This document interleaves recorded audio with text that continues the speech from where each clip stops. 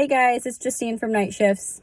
I wanted to make another install video for you. Today we're going to be installing a shift boot on a 2008 MAZDASPEED 3.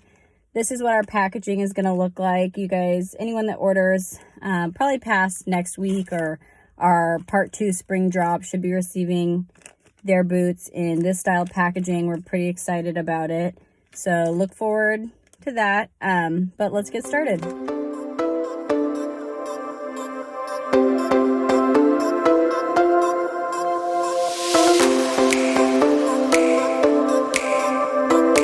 I picked this red shift boot with black and white flowers for this car because it has the interior with the red Mazda 3 stitching in it, and I thought it would match up really nice.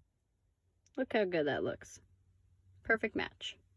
So here's what's set up in this car right now. It's not an OEM boot, but it is like a vinyl boot with this top stitching on it. So we're going to be taking this off. Inside of here is the stock retainer. We may or may not keep that on there. I mean, it's easy if you do install the boot over that and you decide that you don't like it, then it's super easy to take it out and do it again. Fortunately, MAZDASPEED 3s are one of the easier cars to do a shift boot install on, so let's go. What you're going to need when you get started on this install is a Phillips screwdriver and whatever shift boot you've chosen to put on. For the MAZDASPEED 3, what you want to do is start by removing the center console. So you'll open it up here, and then you'll just use your hands to pop that up. Super easy. Wiggle it back and forth, and you should be able to pull it right off. What you're going to be left with looks like this. So now you need to work on getting the front piece of the console off so that you can unscrew the shift boot that's currently on your car.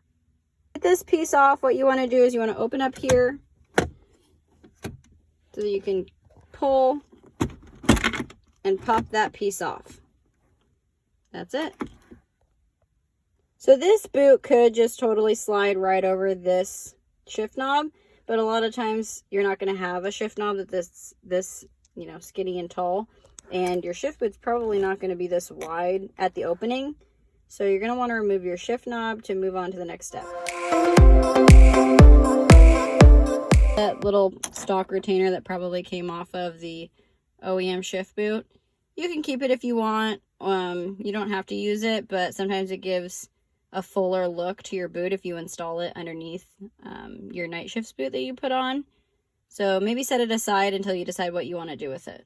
Okay, looking underneath the shift boot casing, this is what you see. You see 4 screws, and this is, like I said, not a OEM boot, so it's, you know, pretty messy under here.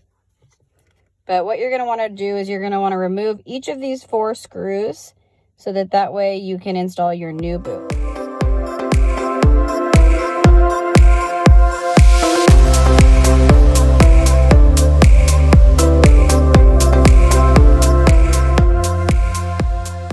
It's easy now to take out the boot that you have in there and you're left with just the frame.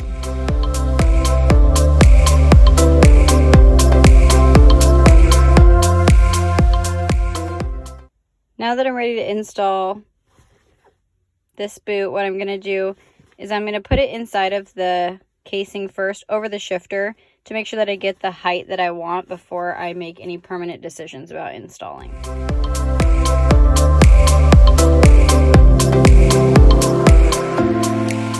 Just kind of pinched at the height that I thought was good so that way when I'm putting the frame back in, I can make sure that it's set right at this height. And I know that's going to be where I want my shift knob to screw down to. By the way, these videos are totally not the technical way to do things. My preference, so just keep that in mind. So using that part that I pinched as a guide, I put the small trim retainer back inside there where I'm going to want to screw back in these holes in each 4 corners. So here's something that I get questions about all the time when it comes to our boots. Do you make boots for OEM clip patterns? Is this boot going to be an exact match to my OEM boot that I have right now? No. Our boots are made with universal bases. What that means is that our bases are round and they can be installed at multiple heights. Earlier in this video, you saw me choosing the height that I wanted my boot to sit at. That's choosing the tension. That's choosing how much fold is in the boots. That's choosing where is my shift knob. Do I have a super tall shifter? Do I have a short shifter? Do I need to pull my boot tighter? What do I need to do here? That is all up to you. That's your preference. If we made the boots to OEM clip patterns, we would not be able to provide any of that freedom for you guys. You would have a boot that exactly matches the fit of your OEM boot, which is great for some people, but for a lot of people, you're not twisting your stock shift knob back on there. You're not doing this. You're not customizing your boot to keep your car looking virtually the same, just in a different pattern. So again, with the universal base, you guys can choose how much of this fabric sticks through the bottom. That's totally your choice. It doesn't inhibit any function of the boot to have this fabric tucking down here. If you need to clip this fabric, if you need to cut holes in it like I will have to put these screws back in, that's totally fine. There is absolutely nothing wrong with perforating the bottom portion of the boot.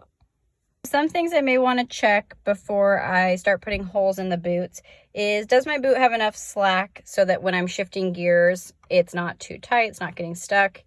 And then also, is my seam relatively in the middle of whatever side I choose to put it on?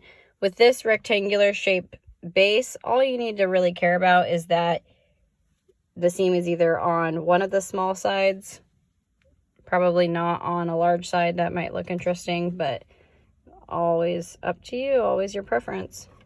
Test fit just one more time to make sure by doing a soft install or placing the unsecured console piece back in there, just to make sure one more time that this has enough slack, that your seam is even, and that you're ready to put holes in your boot.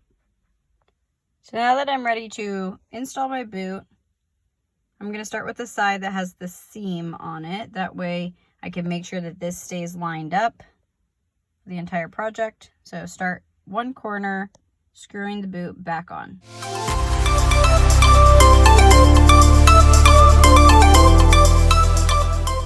So what I've done here is I made two tiny little snippets right where I wanted the screws to go. And then I went ahead and screwed back in one side of the interior retainer. And now I'm going to do the back side.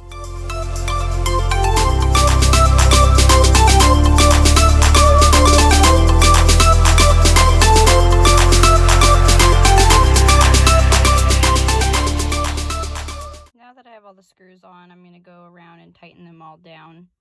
I left them loose so that the retainer had some play, but now we're going to secure it all up and get it put back together.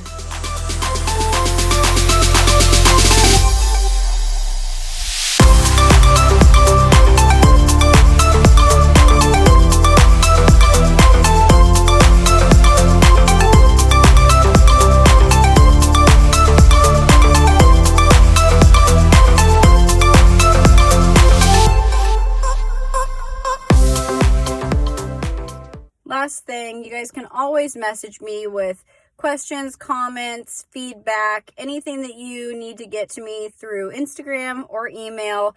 I try to always make myself available. We hear so many good things through our messages, so many people sharing our products, sharing their boots installed through their stories. We love to see that kind of stuff. It makes us feel great. It also helps us to confirm that the fit that we're sending you is the right one for your make and model. So if you receive a fit and you do not think that it fits well with your vehicle, please let us know. We are a growing company. We are still sorting out what is the best pattern of boot to send to each make and model. There's a million different cars out there. We get new cars every week that are being requested for boots that we've never made boots for before. So please continue to send us your feedback. Please continue to send us your pictures, anything that you guys have that you can tell us, good, bad, whatever. Please continue to message that to us because we love to get your guys' feedback all the time. Thanks again, guys, for watching this MS3 install video. I hope you enjoyed it. I hope you learned something. and have a great day. Stay safe, stay healthy.